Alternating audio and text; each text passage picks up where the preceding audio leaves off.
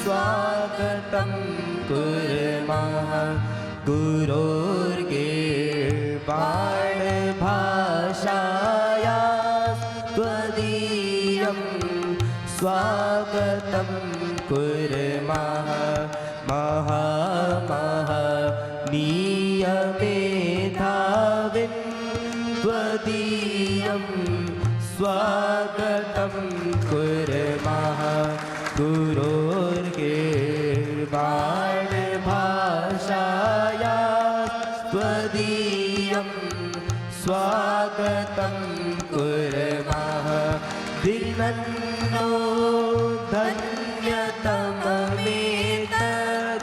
इयं मङ्गलमयी वेला दिनन्नो धन्यतममेतत् इयं मङ्गलमयी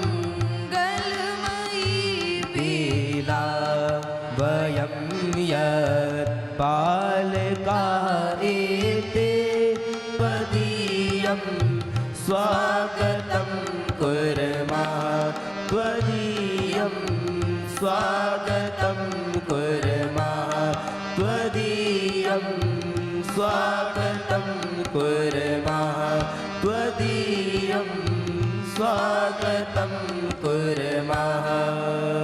ओम। मैं थोड़ा सा प्रकाश स्वामी जी के ऊपर दूंगा। स्वामी दर्शनानंद जी महाराज जी का जन्म पंजाब प्रांत के लुधियाना गांव में, जगरावा गांव में हुआ था। उनके पिताजी का नाम राम प्रताप और माताजी का नाम हीरा देवी था। उनका जन्म 1861 ईस्वी में हुआ और उनकी शादी भी हो गई थी। उनकी पत्नी का नाम पार्वती देवी था। उनके 2 पुत्र भी थे। एक पुत्र का नाम नरसिंह था, एक का नाम अमरनाथ था। लेकिन स्वामी दर्शनानंद जी जो उनका नाम पहले नेत्राम रखा गया, बाद में वो नाम बदलकर कृपाराम कर दिया गया। फिर उसके बाद ज्यों-ज्यों उनकी शिक्षा दीक्षा गांव में हुई, उसके उपरांत जैसे जैसे शिक्षा दीक्षा गांव में हुई तो स्वामी दर्शनानंद जी महाराज जी कहते हैं होनहार वीरवान के हो चिकने पात। जो महापुरुष होता है ना, उसके लक्षण बचपन में दिख जाते हैं। महर्षि दयानंद के भाषणों की धूम पूरे देश के अंदर थी। होशियारपुर में नेत्राम जो है वहाँ पर भाषण सुनने के लिए स्वामी दयानंद के गए। उन पर ऐसा प्रभाव पड़ा स्वामी दयानंद का कि उन्होंने बिना बताए घर से घर बार छोड़ दिया और विरक्त हो गए। विरक्ति हो गई, पिताजी को नहीं बताया, पत्नी को नहीं बताया, बच्चों को नहीं बताया और चले गए। और घर वाले परेशान, पत्नी का रो रो के बुरा हाल कि कहाँ गए, क्या हुआ, कैसे हो गए, कहाँ होंगे। लेकिन जयराम जी उनके चाचा जी थे, उन्होंने वो पकड़ लिए। देखा तो उन्होंने जैसे सभी सन्यासियों ने वस्त्र पहन रखे हैं, ऐसे वस्त्र पहन के बाजार में घूम रहे। उन्होंने कहा हम परेशान, घर वाले परेशान, पत्नी ने रोटी नहीं खाई है, माँ परेशान रो रो के, और तुम कहाँ घूम रहे हो, क्या तुमने कपड़े पहन रखे हैं, घर चलो यहाँ से। बहुत समझा, नहीं माने। उसके बाद बहुत समझा, नहीं माने। बहुत ज़्यादा उन्होंने कहा चलो ठीक है, अगर सन्यासी बनना भी है तो एक बात सुनो। 1871 में उन्होंने सन्यास ले लिया था पंडित श्री राम शर्मा जी के अनुसार, जो महाविद्यालय का इतिहास कहता है। लेकिन उन्होंने कहने लगे कि जब बहुत मजबूर किया तो गए, और जाने के बाद उन्होंने कहा देखो चाचा जी 2-3 शर्तें हैं। कि क्या? मैं घर में नहीं सोऊंगा, बैठक जो बाहर बनी हुई जहाँ आए हुए अतिथि लोग रहते हैं मैं वहाँ सोऊंगा। दूसरी शर्त ये होगी एक दिन से ज़्यादा घर पे नहीं रुकूंगा। 30 शर्तों की महर्षि दयानंद द्वारा जितने भी कृत ग्रंथ हैं वो आपको मुझे खरीद के देने होंगे, तब मैं घर पे रुकूंगा। नहीं तो मैं, अगर ये शर्तें मंजूर है तो मैं चलता हूँ, नहीं तो मैं नहीं जाऊँगा। उनके चाचा जी ने शर्तें मंजूर की और एक रात्रि रुके और उसके बाद 37 व्याख्यान ऋषि दयानंद के सुने और 37 वर्ष आर्य समाज की सेवा करने का संकल्प उन्होंने स्वामी दर्शानंद जी ने, जो बाद में दर्शानंद के नाम से सन 1901 में अनुभवानंद जी से, स्वामी अनुभवानंद जी से बुलंदशहर के ब्रज घाट पर, जो यहाँ पर उत्तर प्रदेश में है, वहाँ पर उन्होंने गंगा के तट पर संन्यास दीक्षा ली थी। लेकिन संन्यास उन्होंने 1871 में ले लिया था, संन्यास दीक्षा उन्होंने 1901 में ली। उससे पहले उन्होंने एक गुरुकुल खोल दिया था जिस गुरुकुल का नाम सिकंदराबाद था। उसके बाद उन्होंने दूसरा गुरुकुल खोला जिस गुरुकुल का नाम बदायूं था। तीसरा गुरुकुल खोला जो बिरालसी मुजफ्फरनगर में आज भी गुरुकुल स्वामी दर्शानंद गुरुकुल इंटर कॉलेज में तब्दील हो गया, जिसके पास 800 बीघा जमीन है। मैं आपको बता देना चाहता हूं, उस स्कूल के, उस गुरुकुल के जो बिरालसी मुजफ्फरनगर में है, उसके प्रथम आचार्य लाल बहादुर शास्त्री थे, जो कि जिसकी स्थापना स्वामी दर्शानंद जी के माध्यम से हुई। सन चौथा गुरुकुल महाविद्यालय जौरापुर खोला जिसमें 5 स्तंभ थे। उनके साथ में पंडित गंगादत्त जी थे जिस टाइम पर उन्होंने गुरुकुल खोला। पंडित भीमसेन जी थे, पंडित दिलीप दास जी थे, पंडित पदम सिंह शर्मा, जिनका आप हिंदी के सारे यहाँ पर छात्र पढ़ते होंगे, पदम सिंह शर्मा। इन 4-5 लोगों ने, ऐसा संयोग हुआ कि अक्षय तृतीया के दिन, 15 मई का दिन था, दिन बुधवार का था और अक्षय तृतीया थी। उस दिन इस गुरुकुल महाविद्यालय जौलापुर की स्थापना की और 3 चवन्नी स्वामी जी के पास थी। उनके पास धन था ही नहीं और 3 ब्रह्मचारी उनके पास शुरू में मिले। देखिए 3 का आंकड़ा महाविद्यालय जौलापुर के इतिहास में स्वर्ण अक्षरों में लिखा जाता है। अक्षय तृतीया, 3 चवन्नी और 15 मई बुधवार का दिन उन्होंने इसकी स्थापना करी और 3 ब्रह्मचारी उनको मिले। उनमें से एक ब्रह्मचारी का नाम था, जो शुरू में प्रथम बार मिले थे, उनका नाम था उदयवीर शास्त्री, जो दर्शनों के प्रकांड उद्भट विद्वान थे। पूरा देश कहते न भूतो न भविष्यति।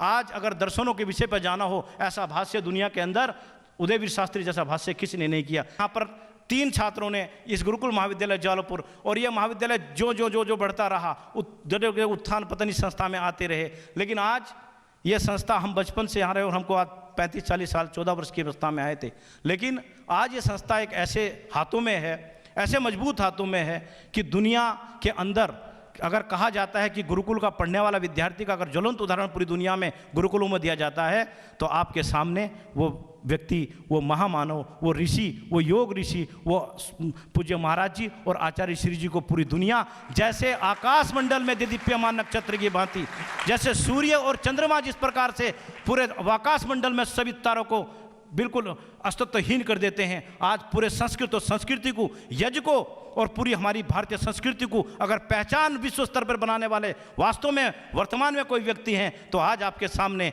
ये बैठे हुए हैं। मैं ज़्यादा न कहता हुआ मैं इसी क्रम में आमंत्रित करना चाहता हूँ यहीं के छात्र ब्रह्मचारी अर्जुन को कि वो आएँ और अपनी संस्कृत भाषा में अपनी सुंदर प्रस्तुति देने की कृपा करें। ओम सहना भवतु सहनो भुनक्तु सह वीर्यं कर्वावहै तेजस्वी नावधीतमस्तु मा विद्विषावहै। ओम शांति शांति शांतिः। गुरुकुल महाविद्यालयस्य संस्थापकस्य स्वामी दर्शनानंद महोदयस्य जन्म जयंती समारोह उपलक्ष्ये अत्र विराजमानाः जगत प्रसिद्धाः आयुर्वेद शिरोमणि परम श्रद्धेय आचार्य श्री महाभागाः मंचे अन्य विद्वांसः अस्माकं गुरवः सम्मुखे मम ज्येष्ठ कनिष्ठ भ्रातरश्च तथा भगिनीश्च। वयं सर्वे जानीमः यत् अद्य तार्किक शिरोमणि भारतीय दर्शन विषयस्य उद्भत विद्वांसः वीतराग स्वामी दर्शनानंद महाभागानां जन्मदिवसो वर्तते। तर्हि वयं सर्वे मिलित्वा अत्र बहुत्साहेन तेषां जन्मदिवसं मन्यामहे। स्वामी दर्शनानंद वर्याणां जन्म माघमासस्य कृष्णपक्षे दशम्यां तिथौ 1819 वर्षे अभवत्। पंजाब प्रान्तस्य लुधियाना अंतर्गते जगरावा ग्रामे अभवत्। स्वामी दर्शनानंद सरस्वती महोदयः स्वकीयं सम्पूर्णजीवनं भारतस्य प्राचीन गुरुकुल शिक्षा पद्धतेः पुनः प्रतिष्ठापनाय समर्पितवान्। सः स्वजीवने 5 गुरुकुलानां स्थापनां कृतवान्, येषु अद्य हरिद्वारस्थः स्वामी दर्शनानंद गुरुकुल महाविद्यालयः आर्य समाजस्य सुप्रसिद्ध शिक्षण संस्था रूपेण विद्यमानः। ओम इतेषां धन्यवाद। जयतु संस्कृतं, जयतु भारतम्। ॐ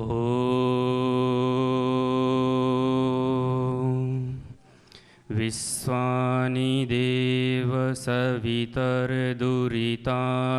परासुव यद्भद्रं तन्नयासुव।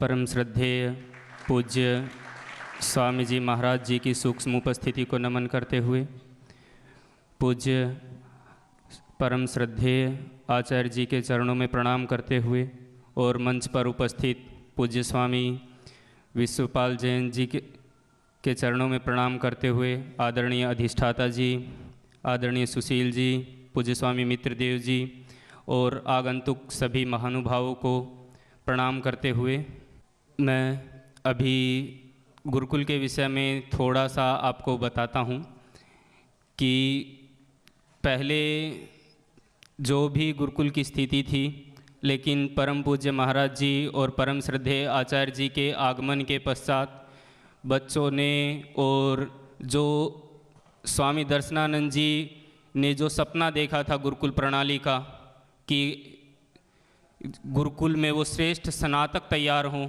तो उसमें परम पूज्य महाराज जी और परम श्रद्धेय आचार्य जी के दिशा निर्देशन में बच्चे आगे बढ़ रहे हैं। और उसी क्रम में लगभग आधे बच्चों ने पूरी गीता याद कर ली है, तो इसके लिए बच्चों का विशेष अभिनंदन होना चाहिए, मैं मानता हूँ। और आदि जो नए बच्चे भी आए थे उन्होंने भी 8-8, 9-9 अध्याय याद हो चुके हैं, उनका भी एक बार जोरदार कलत ध्वनि के साथ सभी स्वागत करें। और जिन बच्चों ने गीता याद कर ली थी अब वो अष्टाध्यायी में प्रवेश करके उन्होंने 4-4, 5-5 और कुछ के छठा अध्याय भी शुरू हो गया है। तो उन सभी बच्चों का भी बहुत बहुत अभिनंदन है कि वो इस गुरुकुल परंपरा को, इस ऋषि परंपरा को आगे बढ़ाने में निरंतर लगे हुए हैं। तो इसी क्रम में मैं बच्चों से कहूँगा कि वो पूज्य स्वामी जी के ऊपर स्वरचित एक भजन के माध्यम से स्वामी जी के जन्म जयंती पर उनका शुभारंभ करेंगे। नमन करते हैं जिनको हम सदा, स्वामी दर्शनानंद जी महाराज है।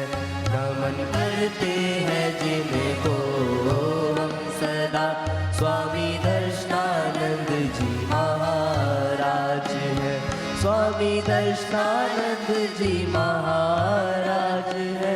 स्वामी दर्शनानंद जी महाराज है।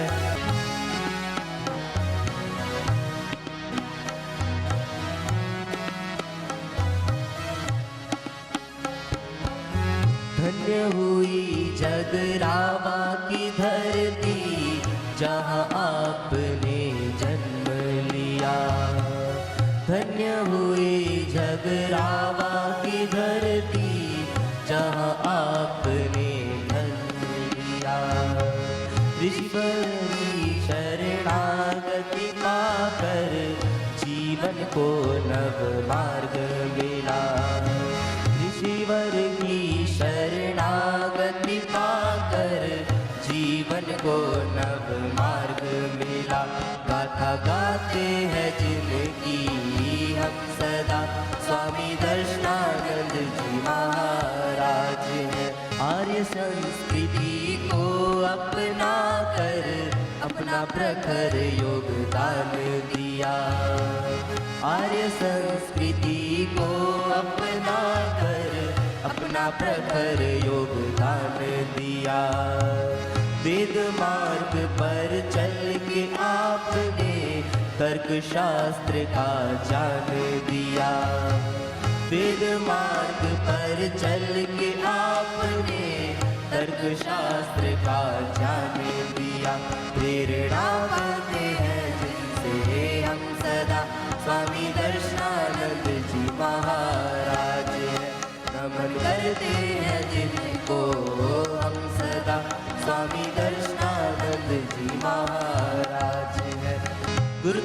शिक्षा में भी आपने अद्भुतता की जगाई थी। शुल्क रहित शिक्षा की आपने सुंदर रीत सिखाई थी।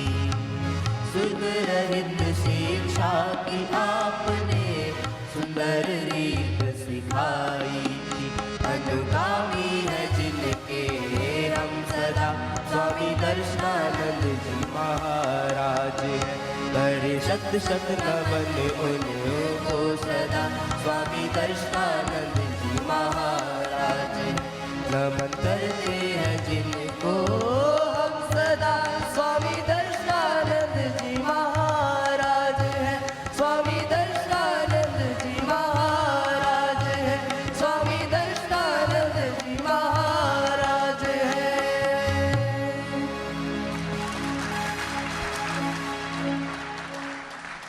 मैं क्योंकि हमारे बीच में विश्वपाल जैन जी जो यहाँ के आधुनिक भीम की उपाधि जिनको दी गई थी, कि अभिज्ञान शाकुंतल में जो आपने शकुंतला का और ऋषि उनका दुष्यंत का और कणों का जो आपने जो दृष्टांत पढ़ा है, उसी स्थान पर इनका कोटद्वार में पौड़ी गढ़वाल जनपद के अंदर आपका एक आश्रम है ऋषि कणुओं का के माध्यम से। तो आपका कणवा आश्रम, उसके आप संस्थापक भी हैं गुरुकुल के। देखिए यहीं के स्नातक हैं। और मैं छोटी सी बात आचार्य जी बैठे हुए मैं बताऊं कि जब ये छोटे से कमजोर थे ना, तो इनको बच्चे पीट देते थे। तो वार्डन के पास गए, कहने लगे गुरुजी मुझे मारा है। तो गुरुजी ने कहा कि भाई देखो जो कमजोर होगा वो पिटेगा, इसलिए क्या करो कि दंड बैठक लगाओ और खूब मजबूत बनो। तो इन्होंने यहाँ पर 4 बजे घंटी लगती थी, और 4 बजे जब घंटी लगती थी 3 बजे और 2:30 बजे उठ के और जो चंद्राचार्य चौक है वहाँ तक दौड़ लगा के और 3000 दंड बैठक राम भीम के ऊपर लगाया करते थे। और उसके बाद इतने तगड़े होते चले गए कि संकल और ट्रक और रोकना और सरियों को आंखों से मोड़ना इनके लिए बाएं हाथ का काम था। तो आज यहाँ आधुनिक भीम की उपाधि है। आप हमारे बीच में उपस्थित हैं। यहाँ पर सुंदर उद्बोधन के लिए हम आपको आमंत्रित करते हैं डॉक्टर विश्वपाल जैन। ओम या मेधाम देवगण पितरसोपासते तया मां मध्यमे दयाग्ने मेधाविनं कुरु। परम श्रद्धेय आचार्य श्री बालकृष्ण जी महाराज, हमारे इस गुरुकुल के मुख्य अधिष्ठाता आचार्य जी और हमारे अतिथि, समस्त अतिथि, मातृशक्ति तथा नौजवान समस्त सन्यासी वृंद और समस्त गुरुकुल के ब्रह्मचारियों, मैं जब यहाँ आता हूँ तो मुझे 60 साल पहले की मेरी जो बचपन बीता है उसकी सारी याद आने लगती है। यहाँ पर जैसे अभी आचार्य तिवारी जी ने कहा है कि वास्तव में मैं बहुत छोटा सा आया था, बहुत ही छोटा, 3री-4थी कक्षा में आ गया था और मैं यहीं पढ़ा। 2-4 साल नहीं, मैं 15 वर्ष रहा हूँ यहाँ पर। तो मैं जैसे आचार्य जी ने बोला मैं छोटा सा कमज़ोर तो था, मुझे एक मेरे साथी ने पीट दिया था। तो मैंने उस समय आचार्य वेद प्रकाश शास्त्री जी जो गुरुकुल के आंग्रीय कुलपति भी रहे, वो हमारे संरक्षक थे। जब पीट दिया तो मैंने उनसे कहा मगर जी मुझे इस लड़के ने पीटा है। उन्होंने छूटते ही मुझे एक शब्द कहा, बेटा तू कमज़ोर है, हमेशा पीटता रहेगा, शक्तिशाली बन। तो बस यही वचन मेरे चुभ गया और मैंने कसम खा ली अंदर ही अंदर मन में, और अपने कमरे, राम भीम के ऊपर जो कमरा है ना, उस पर मैंने लिखा कि मैं दुनिया का सबसे शक्तिशाली आदमी बन के दिखाऊंगा।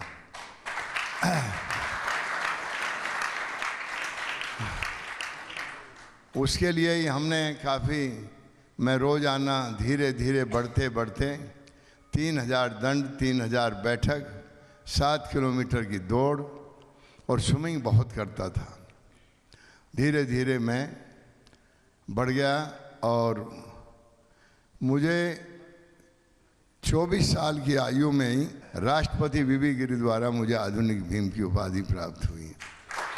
तो मैं ये घटना इसलिए सुनाना चाह रहा हूँ कि आप लोग भी यहाँ पढ़े हैं, और इससे अच्छी भूमि मुझे नहीं लगती कहीं पर भी। गंगा का किनारा और बहुत ही रमणीक जगह हैं। महर्षि स्वामी दर्शनानंद जी महाराज जो बड़े तपस्वी रहे हैं, दर्शनों के बड़े विद्वान रहे हैं, तो उनकी संस्था में आप लोग रह रहे हैं, तो मैं समझता हूँ कि आपको भी इसमें, अब मैं देखता हूँ पूज्यवर आचार्य जी स्वामी रामदेव जी की कृपा से, अब मैंने देखा है, मैं यहाँ कई बार आया हूँ, गुरुकुल में बच्चों से भी मिला, पूछा, देखा, वास्तव में बहुत उन्नति की ओर है, बहुत ही ज़्यादा। तो यहाँ के तो मुझे इतनी प्रसन्नता हो रही है आजकल, मैं कह नहीं सकता।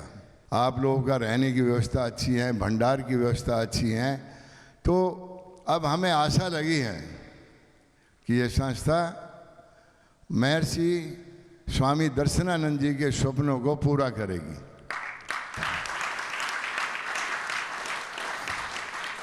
पूज्य स्वामी जी का बहुत बहुत धन्यवाद। और इसी क्रम में आदरणीय डॉक्टर वाजस्रवा आर्य जी भी आ गए हैं। वो भी यहीं के स्नातक हैं और यहीं से पढ़कर आज वो पीसीएस की सेवा दे रहे हैं। अभी सहायक निर्देशक के पद पर वो आसीन हैं, उपनिर्देशक के पद पर आसीन है। तो एक बार जोरदार करतल ध्वनि से उनका स्वागत करेंगे। इसी क्रम में मैं गुरुकुल के मुख्य अधिष्ठाता आदरणीय आचार्य जी से निवेदन करता हूं कि वो भी पूज्य स्वामी जी की जन्म जयंती पर अपने शुभाशीष सभी को प्रदान करें। परम श्रद्धे आचार्य बालकृष्ण जी महाराज और उपस्थित हमारे स्वामीगण और मातृशक्ति और प्यारे बच्चों, आज स्वामी दर्शनानंद जी महाराज का 164वीं जयंती हम बड़े हर्षोल्लास के साथ इस संस्था में मना रहे हैं। और मैं आज आपसे एक निवेदन करना चाहूँगा कि मनुष्य जन्म लेता है, लेकिन ज़्यादातर लोग अपने स्वार्थ के निहित स्वार्थों में लिप्त होकर अपने जीवन की लीला समाप्त कर देते हैं। परंतु स्वामी दर्शनानंद जी महाराज जैसे महान व्यक्ति, जिन्होंने 1907 में इस संस्था की स्थापना की और स्थापना करने के बाद सभी जो कमेटियां वगैरह बनानी थी वो बनाने के बाद यहाँ से चले गए, और जो संचालक वगैरह जो उन्होंने यहाँ रखे वो इसको संचालित करते रहे। ये संस्था बहुत पुरानी संस्था है और एक ऐसी संस्था है वास्तव में जिसकी भूमि में एक अजीब ही खुशबू है इस भूमि में। और मैं एक आपसे ये बताना चाहूँगा कि 2 दशकों से ये संस्था जो है बहुत ही सिसक कर चलती रही, गौशाला भी चलती रही, हमारा भोजनालय भी, विद्यालय भी, आश्रम भी सब चलते रहे, लेकिन स्थिति बहुत दयनीय हो चुकी थी। और ईश्वर की कृपा हुई और हमारे जो प्रबंध समिति के लोग थे उन्होंने परम श्रद्धे आदरणीय रामदेव जी, स्वामी रामदेव जी महाराज और परम श्रद्धे आचार्य जी को मार्ग निर्देशन में देने का ये निर्णय लिया। ये वास्तव में जो निर्णय है बहुत स्वागत योग्य है। मैं आज जो हमारा यहाँ कार्य चल रहे हैं, जो गौशाला है, जो स्वामी जी के हमारे उनके जो चाहते थे वो 3 चीज़ें, जैसे गौशाला और भोजनालय और आश्रम में रहने का काम और विद्यालय में पढ़ने का, ये सारी चीज़ें आज सुचारू रूप से ही हमारे आचार्य जी की श्री जी के मार्ग निर्देशन में यहाँ सफलतापूर्वक चल रहे हैं। स्वामी जी का जो उद्देश्य था कि यहाँ निःशुल्क शिक्षा ग्रहण करें बालक, वो आज भी निःशुल्क शिक्षा ग्रहण कर रहे हैं। और मैं आज इस जयंती के अवसर पर अपने जो आचार्यगण हैं उनसे निवेदन करना चाहूँगा कि वो कि ऐसी प्रतिज्ञा करें कि जो यहाँ से हमारे नरदेव शास्त्री जैसे, आचार्य नरदेव शास्त्री जैसे और पंडित प्रकाशवीर शास्त्री जैसे विद्वान लोग यहाँ से बन के निकलें। जय हिंद, जय भारत। आदरणीय पूज्य अधिष्ठाता जी का बहुत बहुत धन्यवाद। और इसी क्रम में मैं अंग्रेजी उद्बोधन के लिए ब्रह्मचारी हृदय जी को आमंत्रित करता हूं कि वो आकर अपना उद्बोधन प्रदान करें। ब्रह्मचारी हृदय जी। Honorable Param Shraddha Acharya Shri, all Pujya Swamijis, esteemed teachers and all my dear friends present here. As we know that we are gathered here to celebrate the Jayanti of the great saint Swami Darshananand Maharaj. This day is not just a day of celebration but also the day of inspiration and reflection. Swami Darshananand dedicated his entire life to the ideals of truth, discipline and service to humanity. Through his teachings, he awakened people to live a life based on moral values, spirituality and selfless services. He believed that the real education does not only about books but also about in building characters, compassion and moral strength. On this sacred occasion, let us remember his messages. Be fearless in speaking the truth, work hard with honesty and dedication, keep faith in moral and spiritual values, respect everyone and love nature. On this auspicious occasion, let us take a pledge that we will try to become better students, better citizens and better human beings, inspired by the life of Swami Darshananand. With these words, I would conclude my speech. Thank you. Jai Hind, Jai Bharat.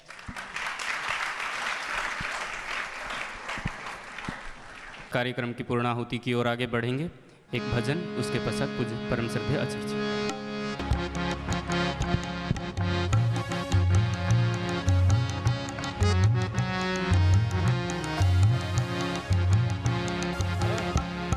महान है, महान है, महान है, महान है, महान है, महान है, स्वामी जी महान है। हम सब के दिल में भरा उनका सम्मान है, हम सब के दिल में भरा उनका सम्मान है। महान है, महान है, स्वामी जी महान है। सत्य के अनुगामी है, वेदों के विद्वान है। सत्य के अनुगामी है, वेदों के विद्वान है, वेदों के विद्वान है। योगी तपस्वी है, जान के भंडार है। योगी तपस्वी है, जान के भंडार है। महान है, स्वामी जी महान है, महान है, महान है, स्वामी जी महान है। धर्म दून के हिमालय हम सब की शान है। धर्म दून के हिमालय हम सब की शान है, हम सब की शान है। सबकी जुबां पे आज उनका ही गुणगान है। सबकी जुबां पे आज उनका ही गुणगान है। महान है, स्वामी जी महान है। महान है, स्वामी जी महान है। देखिए, आप बड़े सौभाग्यशाली हैं, जितने भी गार्जियन यहाँ पर बैठे हुए हैं, आप भी बड़े सौभाग्यशाली है कि आपने इन बच्चों को यहाँ पर भेजा।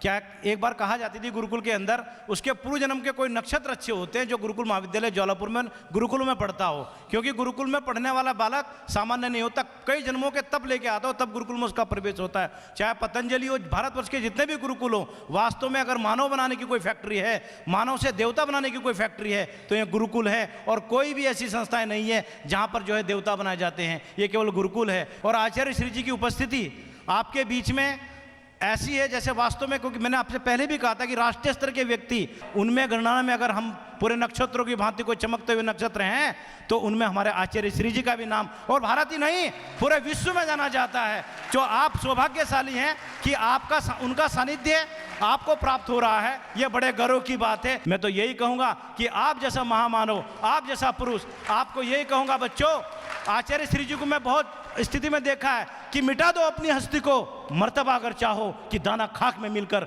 गुले गुलजार होता है। अगर जीवन में जीना हो और दाना जिस प्रकार के अपनी हस्ती को मिटाकर और गुले गुलजार होकर अन्य हजारों दाने पैदा कर देता हो, अगर हमको ऐसी प्रेरणा लेनी हो तो आचार्य श्री जैसे महामानव से लेनी चाहिए। एक बार आचार्य श्री जी के लिए जोरदार करतल ध्वनि से स्वागत करते हैं कि आप वास्तव में आर्य समाज अवतारवाद को नहीं मानता, लेकिन हम ये जरूर मानते हैं कि परमात्मा के ऊपर जिसकी कृपा होती है, वास्तव में आज आप कलयुग के वास्तव में जो समय चल रहा है उसके आप कृष्ण हैं, साक्षात कृष्ण हैं। आपको हम प्रणाम करते हैं।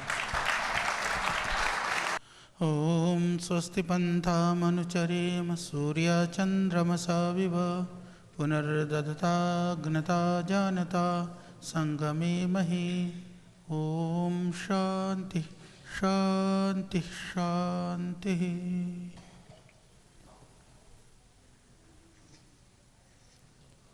अपने स्वर्णिम अतीत के साथ वर्तमान में नूतन भविष्य को लिखने के लिए लालायित यह पवित्र संस्था, क्योंकि जब गौरवशाली अतीत हमें प्रेरित करता है अपने को वैसा बनने के लिए, तो यद्यपि आज हम 164वां जन्म जयंती परम पूज्य श्रद्धेय हम सब के लिए वंदनीय स्वामी दर्शनानंद जी का हम यहाँ पर मना रहे हैं। वह महापुरुष, उसके विषय में आपने बहुत कुछ सुना, और यहाँ से जो पुष्पित और पल्लवित हुए, जिन्होंने जीवन को जाना और समझा, ऐसे आदरणीय विश्वपाल जैन जी, ये देखो शकल से शरीर से नहीं लगते 80 वर्ष के हुए, और साहस और हिम्मत देखो, इसी यहीं के गुरुकुल का पानी का और अन्न का असर है। तो बच्चों,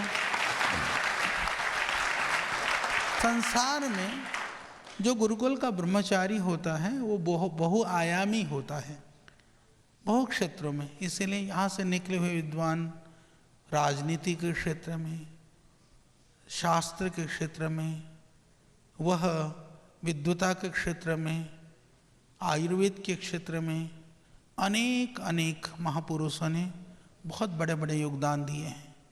आज तो बहुत सारे पढ़ने के लिए बड़ी बड़ी संस्थाएं हैं। एजुकेशन आज एक कॉमर्शियल वेंचर बन चुका है।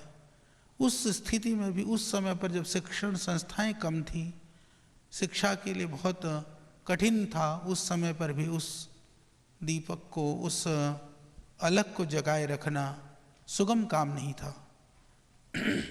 और आज जैसे हमारे आदरणीय मुख्य अधिष्ठाता जी कह रहे थे, श्रद्धेय स्वामी जी ने हम सबको कहा है, यहाँ के जितने भी हमारे पूज्य सन्यासीगण, स्वामी मित्रदेव जी तो बैठे हैं, विरक्त देव जी यहाँ पर हैं, स्वामी आर्षदेव जी, पूज्य सभी संतगण, हमारे सभी सन्यासी वृंद यहाँ पर हैं। कह रखा कि बाकी कहीं कुछ भी करें, पर ज्वालापुर महाविद्यालय का जो मूल रूप है, उस रूप को बढ़ाना हमारा कार्य है। उस स्वरूप को किसी तरह से बदला नहीं जाएगा, अपितु उसको दिव्य और भव्य बना जाएगा। तो इसीलिए उसे समय लगता है।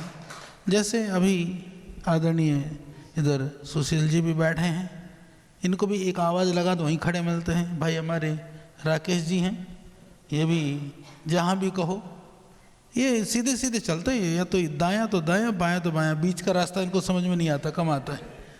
तो इधर से हमारे आर्य जी प्रेम है। कितने साल यहाँ रहे आप महाविद्यालय में? पढ़ाई कितने साल? हाँ, 7 वर्ष यहाँ पढ़ाई की। आज ही प्रशासनिक सेवा में काम कर रहे हैं। और सभी हमारे पूज्य बहनें भी हैं, हमारे सभी अतिथिगण हैं, सभी लोग यहाँ पर आए। आज ये हमारे श्री पवमान जी भी आ रखे हैं। कल ही हरिद्वार आया था तो बुलाया, तो बच्चों को लेकर के आया कि इन बच्चों को भी पता होना चाहिए, बच्चों तुम्हारे बापू ने यहीं पढ़ाई करी थी। कितने साल पढ़ा था यहाँ? 7 साल यहाँ पढ़ाई करी है। तो ये तुम सबके लिए तीर्थ स्थल है। और हम एक अभियान और चलाओ, तिवारी जी आप कर सकते हो। इसका मुख्य अधिष्ठाता, गुरुकुल के मुख्य अधिष्ठाता तो ये हैं, पर आपको एक कार्यक्रम का मुख्य अधिष्ठाता बनाते हैं। जितने भी स्नातक पहले के हैं उनको जोड़ करके, आर्य जी इसका नेतृत्व आप करो और यहाँ पूर्व स्नातकों का एक सम्मेलन रखो। और उनको ये भी कहें कि अपने बीवी बच्चों को भी लेके आएं, बोले चलो हम तुम्हें तीर्थ ले चलें जहाँ से हमने जीवन को और जीवन को जीने के ढंग को पाया है। तो ये एक अभियान चलाइए और उनको जोड़िए, जितना भी अता पता मिले सबको इकट्ठा करिए। जब साधन युक्त संस्थानों में लोग पढ़ते हैं ना, तो भी लोग ऑक्सफोर्ड हार्वर्ड में पढ़े हुए भी, जो करोड़ों अरबों साधनों से युक्त संस्थाएं हैं, वहाँ पर भी अपनी कमाई का दान करके आते हैं लोग। यहाँ तो संस्था ने ही सब कुछ दिया। यानी आप कल्पना कर सकते हैं कि जो इस संस्था में आया था, मैं सीधे शब्द में कहूँ, बहुत साधन होते तो आप शायद महाविद्यालय में आते ही ना। तो आपको संस्था ने जीवन दिया है, शिक्षा दी है, सब कुछ दिया है। साधन युक्त व्यक्ति सोच सकता है कि तुम्हारे पास बहुत अल्टरनेट हैं, बहुत सारे विकल्प हैं। यहाँ तो विकल्प रहित संकल्प के लिए भगवान ने भेजा है। जब विकल्प नहीं होता है तो संकल्प आपको यहाँ पहुँचाता है। तो इसीलिए ये संस्था के प्रति ज़्यादा जिम्मेदारी बनती है, और जो संस्कारों को पाया वो तो अद्भुत होता है। तो बच्चों, आप सबके लिए भी यह भाव से, इस संकल्प से हर पल हर क्षण यहाँ पर देखिए, हमने भी गुरुकुल में पढ़ाई की है। साधन अत्यंत न्यूनतम साधन में हम तो पानी में दाल ढूंढते थे, ऐसी दाल पी है, रोटी की दर से नहीं जली वो तलाशते थे। तो तुम्हें तो यथेष्ट भोजन, अच्छा भोजन वो मिल जाता है, जो एक जिस आयु में आप लोग हैं, बढ़ती हुई आयु के लिए जो जरूरी है, ध्यान रखा जाता है। तो अब क्योंकि आपको अब चिंता करने की इसलिए ज़रूरत नहीं है, ये भी मैं मुख्य अधिष्ठाता जी और सारी कमेटी के मेंबरों को, देखिए आप सब ने इस संस्थान को श्रद्धेय स्वामी जी को सौंप करके, संस्था को सौंपा नहीं है, संस्था को एक व्यक्ति को सींचने की जिम्मेदारी दी है। सौंपना अलग होता है, ये कोई पतंजलि को आपने सौंपा नहीं है। हर रोज चिंता होती थी ना, एक तरफ तो चीज़ों को इकट्ठा संग्रह करने की चिंता, दूसरी ओर द्वंद्व फोंद के लड़ाई झगड़े की चिंता, और भी तो कभी संघर्ष में, कभी पुरुषार्थ में, कभी चिंता में, फिर बच्चों का अध्ययन अध्यापन तो वो सेकेंडरी हो जाता है, वह फिर वो प्राथमिकता का पार्ट नहीं रहता था। तो कम से कम अब ठीक है, भवन नहीं है, समय लगेगा तो बनेगा ना। भूमि सुरक्षित है तो भवन तो कभी भी बन सकता है। जब भूमि सुरक्षित ना हो तो भवन कहाँ बनाते। जब अन्न और आवास और अध्ययन की व्यवस्था है तो विद्यार्थी भी आएंगे ही। अभी भी एडमिशन के लिए इतनी विद्यार्थियों की संख्या यहाँ आना चाहती है, जिसको रखेंगे उसको ठीक से पढ़ाएंगे। और जैसे स्वामी दर्शनानंद जी का जो एक उनकी सोच और उनकी दृष्टि थी, उसके अनुसार पढ़ाएंगे, ये सत्य है। तो यहाँ वह परंपरा, गुरुकुलीय परंपरा का जो मूर्त रूप है। देखिए, महर्षि स्वामी दयानंद ने जो स्वप्न देखा था, बहुत बड़ा स्वप्न था। सीता भी पट्टरमैया क्या, वो जो एक इतिहास के लेखक हुए, वो यद्यपि आर्य समाजी नहीं थे, वो लिखते हैं अपने इतिहास की किताब में, जो इतिहास के संदर्भ में, देश की आज़ादी के संदर्भ में लिखते हुए वो लिखते हैं कि देश की आज़ादी के लिए जिन्होंने काम किया, उनमें से लगभग 80% या तो स्वामी दयानंद जी के द्वारा शिक्षित या उनसे प्रेरित लोग थे, या उनसे प्रभावित लोग थे, जो आज़ादी के लिए जिन्होंने काम किया। आप लोग तो सौभाग्यशाली हो, उस आज़ादी के कण कण मिट्टी मिट्टी में आपके लहू और खून और पसीनों से आपके गुरुवर के शिष्यों के द्वारा सिंचित उस तप की आप परंपरा के संवाहक हैं। आपके खून में, आपकी सोच में, आपकी दृष्टि में राष्ट्रवाद है। स्वामी श्रद्धानंद जी उस समय का जो शुद्ध हिंदू महासभा, हिंदू शुद्धि आंदोलन के उस टाइम पर वो अध्यक्ष थे, जिन्होंने सीने पर गोली खाई। आज़ादी के लिए मरने वालों में सबसे ज़्यादा आर्य समाज से, गुरुकुल से जुड़े हुए लोग थे। तो यहाँ पर भी इसी तरह के वो दिव्य पुरुष, उन महापुरुषों का एक बड़ा ये जन्मस्थली है महापुरुषों की, ये पवित्र स्थल ही है। स्वामी दर्शनानंद जी, उनका जीवन, उनका तप, उनका पुरुषार्थ, बच्चों आप सबके लिए बहुत बड़ी बात है कि उनसे आपको प्रेरणा यहाँ रह करके उनके विषय में सोचो। मैं गुरुकुल में रहते समय मेरी बहुत इच्छा होती थी बहुत सारे महापुरुषों के जीवन चरित्र पढ़ने की, तो सबको उठा कर पढ़ता था, मैं सब लोगों को पढ़ता था। मैंने लगभग देश के जो बड़े बड़े क्रांतिकारी हैं, वीर हैं, शहीद हैं, महापुरुष हैं, लगभग कोई जीवन चरित्र को नहीं छोड़ा। और आर्य जगत के भी जितने बड़े बड़े सन्यासी थे सबको पढ़ा। उनमें से एक बात मेरे को याद आती है स्वामी आत्मानंद जी की। आत्मानंद जी वाली बात, वो बात ने मेरे को बहुत प्रेरित किया। वो लिखते हैं, बहुत सारी बातें हैं, स्वामी दर्शनानंद जी की भी बहुत सारी बातें हैं, पर अभी एक संदर्भ में ये याद आ रहे हैं। तो वो पढ़ने के लिए स्वामी आत्मानंद जी चले गए बनारस। बनारस जा कर के जब पढ़ाई शुरू करी, उस समय तो सिर्फ पत्र ही माध्यम होता था, बाद में वो टेलीग्राफ वो होता था, तो पत्र के माध्यम से उन्होंने गुरुकुल में पढ़ते समय संकल्प लिया कि मुझे वहाँ संस्कृत महाविद्यालय में जहाँ भी पढ़ते थे कि मुझे जब तक मेरी पढ़ाई पूरी नहीं होती है कोई घर से संबंध नहीं रखना है, घर से संपर्क नहीं रखना है, इतना ही संकल्प लिया। तो घर से पत्र आते थे कभी कभार, तो उस पत्र को पढ़ते नहीं थे, जवाब भी नहीं देते थे, वो अपने तख्त के नीचे, सिरहाने के नीचे इकट्ठा करते जाते थे। बहुत वर्ष तक उन्होंने पढ़ाई करी। जब उनकी पढ़ाई पूरी हो गई तो उनको लगा कि अब इन पत्रों को ज़रा खोल करके देख लूँ। तो पत्रों में यही पाया गया, कभी कहीं घर की खुशी की बात थी, कभी दुख की बात थी, कभी किसी की मृत्यु की बात थी, कभी किसी की शादी की बात थी। घर में सुख दुख की ही बात होती है, उससे आगे तो कोई बात नहीं होती।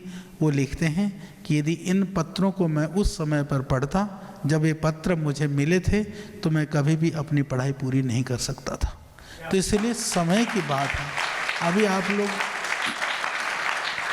पढ़ने के लिए आए हो तो पढ़ते समय इतना पुरुषार्थ करो कि चहुं ओर आपकी विद्वता की, आपकी क्षमता की, आपकी शास्त्र दक्षता की चर्चा होने लगे, वार्ता होने लगे।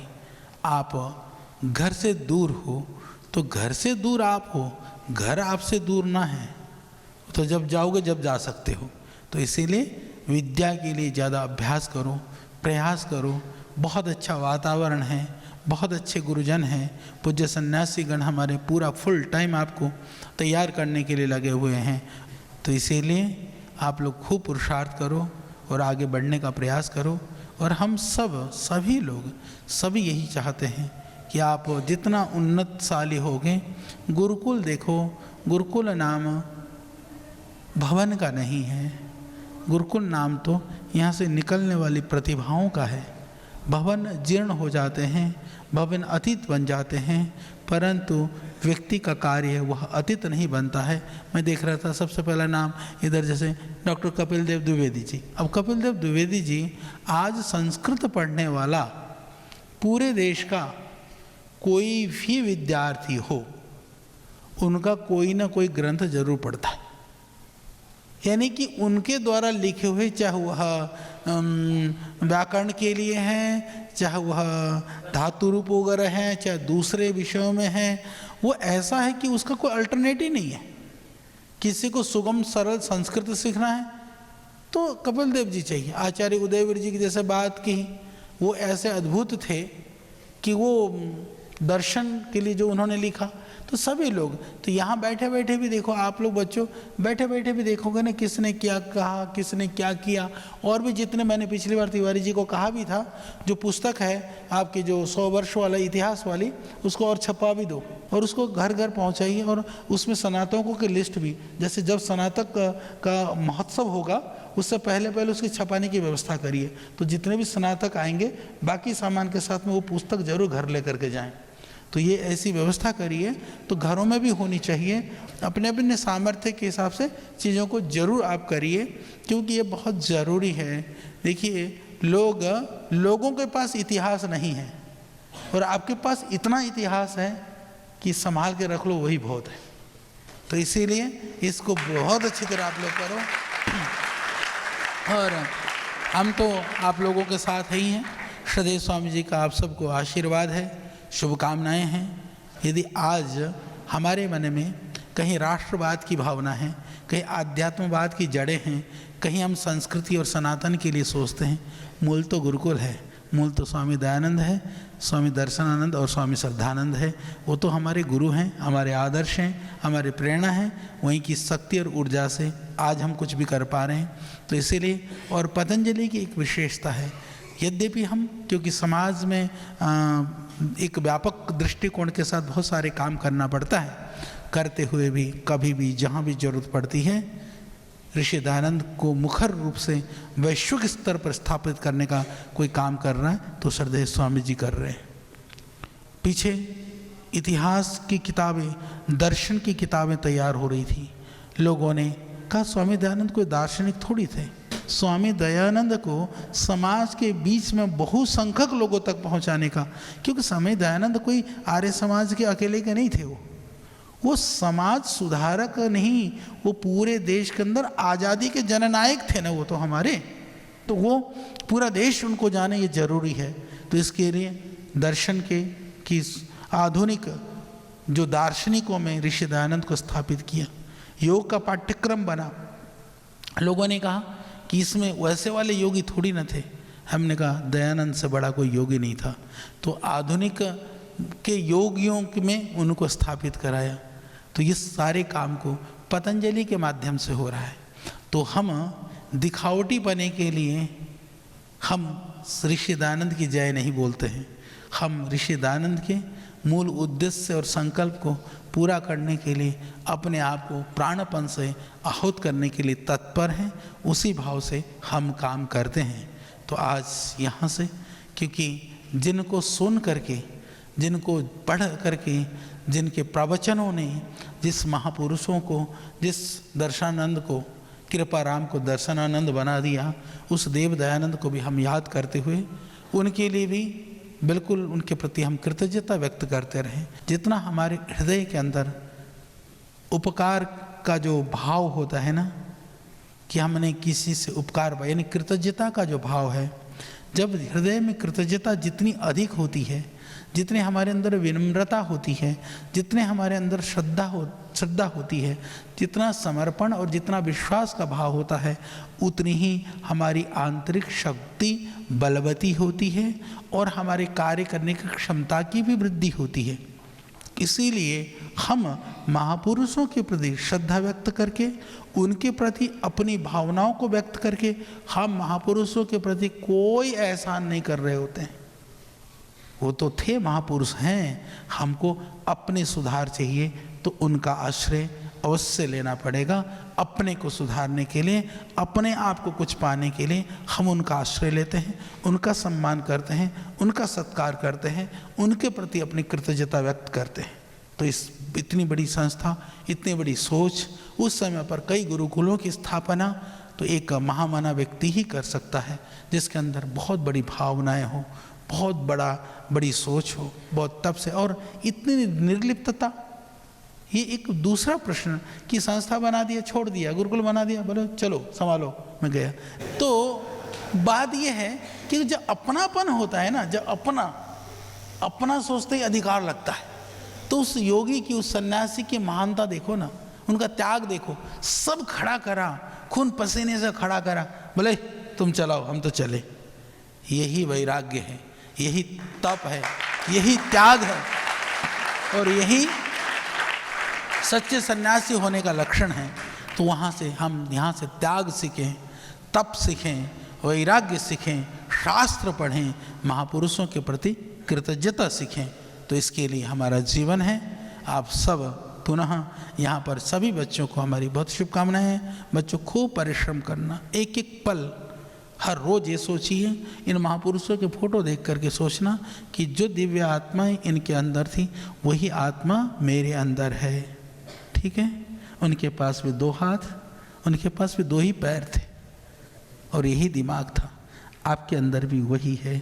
तो आप ऐसे क्यों नहीं बन सकते हो? हर रोज़ संकल्प लेना। एक दुबला पतला कमज़ोर सा आदमी संकल्प लेकर के आधुनिक भीम हो सकता है, तो संकल्प लेकर तुम महापुरुष क्यों नहीं हो सकते? ये आपको सोचना, ठीक है? तो बस इसी भाव से आप आगे बढ़िए।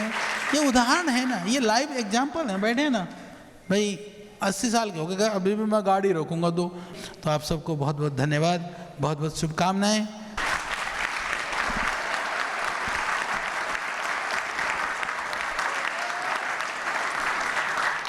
धन्यवाद। हमें आचार्य श्री जी के ये सुंदर प्रवचन हमें आत्मसात करने के लिए मिले हैं, हमारा सौभाग्य है। तो मैं आभार के लिए आमंत्रित करना चाहता हूँ, आभार के लिए, सभी के आभार के लिए पूज्य मित्रदेव जी से कि सबका आभार व्यक्त करें। पूज्य स्वामी मित्रदेव जी। हम अति गौरवशाली हैं, सौभाग्यशाली हैं। पूज्य आचार्य जी हमारे पास आए, जो अत्यंत दूरदर्शी, पारदर्शी, दिव्यदर्शी, समदर्शी, ब्रह्मदर्शी गुरु हैं। केवल एक शिल्पकार मात्र नहीं, इतिहास के भी मापदंड और मानदंड को परिवर्तन करने के लिए दृढ़ प्रभाव से एक अक्षय कीर्ति स्थापित करने वाले आचार्य हैं। जड़ी बूटियों के पहचान को, शोध को, संरक्षण को एक नई दृष्टि दे करके पूरे विश्व में लाखों, हजारों नहीं लाखों वैज्ञानिकों को प्रेरित किया, जो आज लाखों वैज्ञानिक उन्हीं को सुनते हैं और गौरव अनुभव करते हैं। ऐसा आचार्य जी हमारे सामने विद्यमान हैं, जिनका तप, त्याग, निष्ठा और बलिदान इतना प्रभावी है। ऐसे गुरु हमको प्राप्त हैं, जिनका अनन्य वात्सल्य, निरतिशय ममता हमें प्राप्त होता है। यही 164वां जन्म जयंती समारोह में उपस्थित होकर के हमको आप्लावित किया। ऐसे गुरुवर का मैं धन्यवाद क्या करूं, उनका चरण स्पर्श में ही अपना जीवन अतिवाहित करता हूं।